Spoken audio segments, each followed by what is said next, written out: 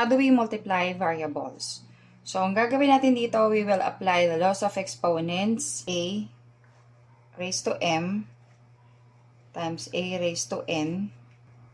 Same base, copy the base. Yung base na to is yung variable ha, pag-apply natin mamaya.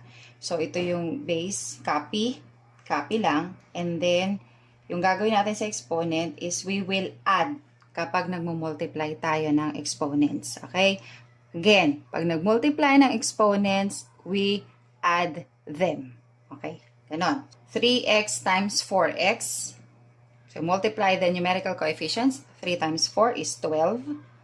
And then, itong x, tsaka itong x, pareho sila ng variable. So, you just copy.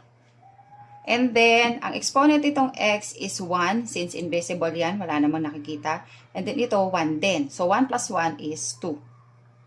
That's it.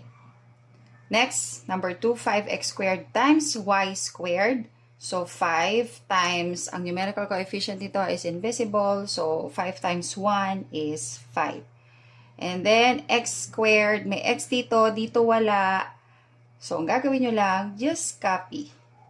Ito may y, pero dito wala. So, copy as well as the exponents. Simple as that. Number 3, so, walang numerical coefficient, much easier. So, x dito, may x din dito. Pag isulat, copy the base. And then, this is 3. Tapos, ito, exponent nito is 1. So, 3 plus 1 will give you 4. And then, y, wala namang y dito. So, you just copy, pati yung exponent. Since 1 lang yan, so 1 lang yan din. Tapos na. Number 4, negative 2mn times 3n. So, negative 2 times 3 is negative 6. Unlike signs, magiging negative. Then, may m dito. Dito wala. Copy. Then, may n dito. Dito may n din. So, copy the base. And then, the exponent is 1 plus 1 is 2. Next, 6 times negative 5 is negative 30. And then, b cubed. May b dito, may b rin dito. So, copy. This is 3. And then, dito ay 1 ang exponent. So, 4. 3 plus 1.